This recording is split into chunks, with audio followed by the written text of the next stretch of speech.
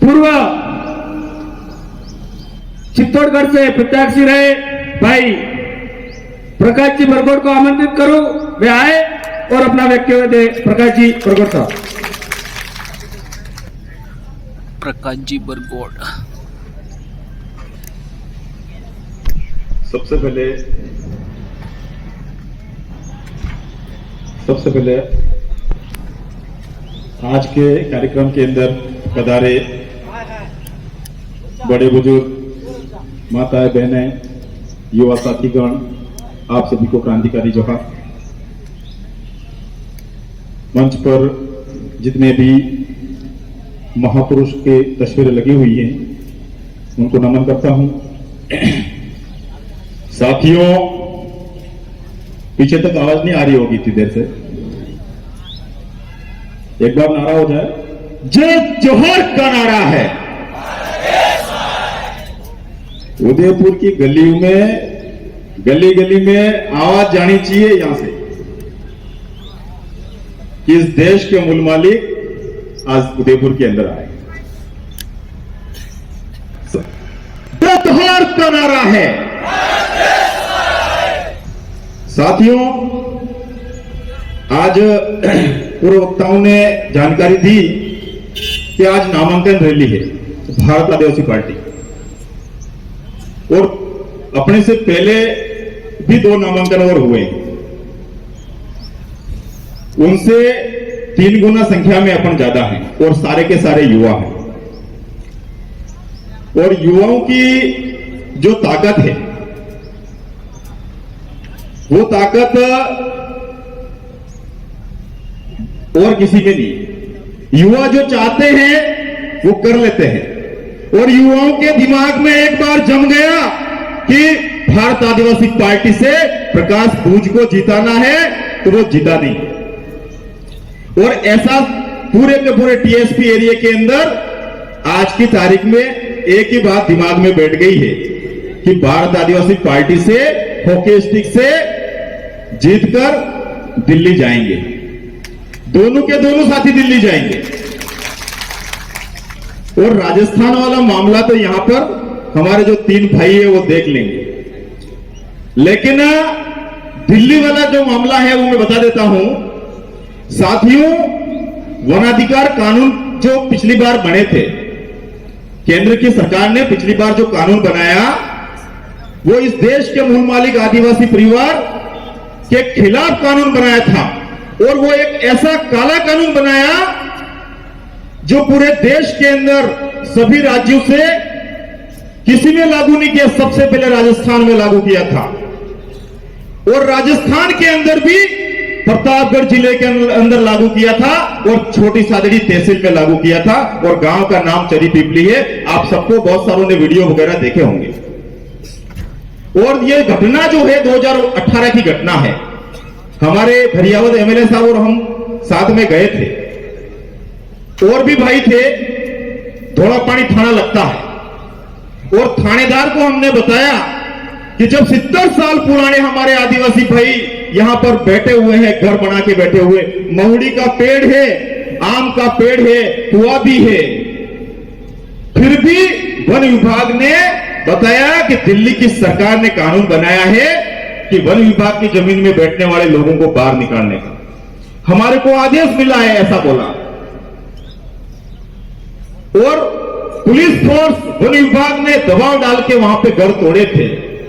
और जब हमारे को मालूम चला और हम लोग वहां पर गए और थानेदार को बताया कि साहब, ये जो फॉरेस्टर, रेंजर, एसीएफओ, डीएफओ जिन्होंने भी यहां पर हमारे भाइयों के ऊपर जो कार्रवाई की है, ये कार्रवाई वापस ले और इन अधिकारियों के ऊपर मुकदमा दर्ज होना चाहिए।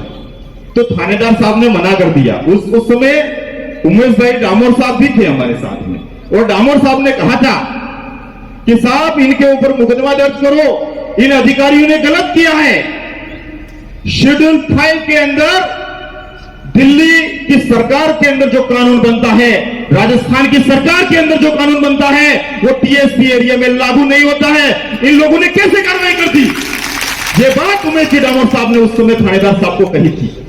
और थानेदार साहब ने कहा कि हम तो उच्च अधिकारियों से परमिशन लेंगे, तब जाके मुकदमा दर्ज करेंगे। और इतने में वहां स्थानीय साथी लोग संख्या में ज्यादा आ गए, हमारे युवा साथी बंधु ज्यादा आ गए और प्रेशर रखा और दबाव ऐसा डाला कि हमने कहा हम जितनी संख्या में आए हैं, हम 24 घंटे तो ठीक है, 5 घंटे के अंदर इस थाने को छावनी में बदल देंगे। और उस थानेदार ने कहा कि साहब हम मुकदमा दर्ज कर रहे हैं।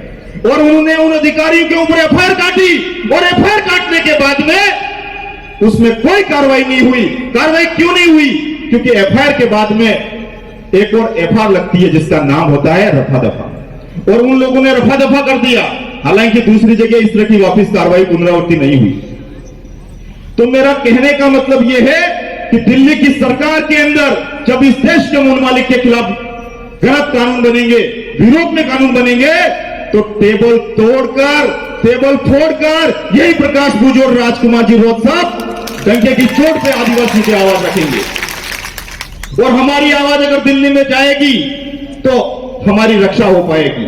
साथियों, ऐसी बहुत सारी पर्ची आ गई है, मुझे मालूम है, लेकिन जब भी इस देश के मूल मालिक आदिवासी परिवार के अंदर जो कुठाराघात हो रहा है उनके खिलाफ बोलने का मौका मिलता है, तो प्रकाश बरगोड़ की जो रफ्तार है वो एक बार धीरे से शुरुआत होती है और उसके बाद में बढ़ती जाती है। सुनील भाई, बिल्कुल यहां पर आटो विधानसभा क्षेत्र के बहुत सारे प्रतिनिधिगण आए हुए हैं, बहुत सारे हमारे बीच में विधायक महोदय जी हैं, ब्लॉक अध्यक्ष हैं, जिला अध्यक्ष हैं। आप तमाम साथियों के अंदर बहुत सारे ऐसे नेतागण हैं, वो बारी बारी से अपनी बात रखेंगे और आपको सबको सबकी बात सुन के जाना है।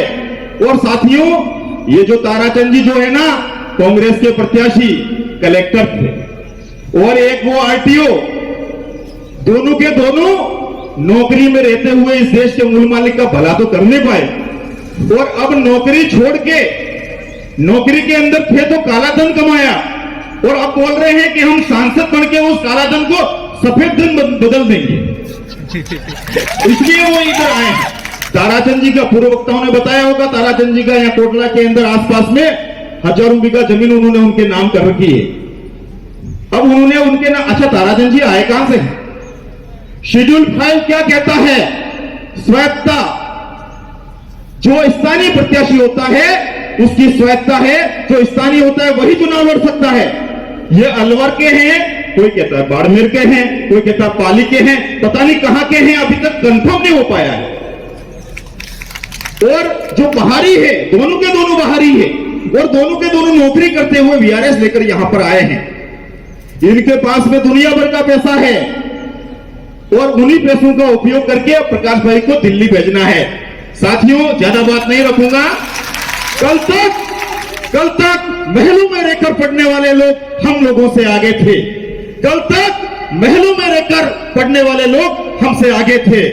अगर एकलव्य का आम उठाकर नहीं काटा जाता तो महाभारत का इतिहास भी अलग होता। जय जोहार, जय आदिवासी, जय बिल प्रदेश। धन्यवाद, जोहार। संचालक महोदय, बहुत बहुत धन्यवाद आपका। और ये इस कार्यक्रम को आयोजित करवाने वाले जो साथीगण हैं उनका भी बहुत बहुत कोटि कोटि आभार, धन्यवाद, जोहार। खूब खूब जोहार, आभार।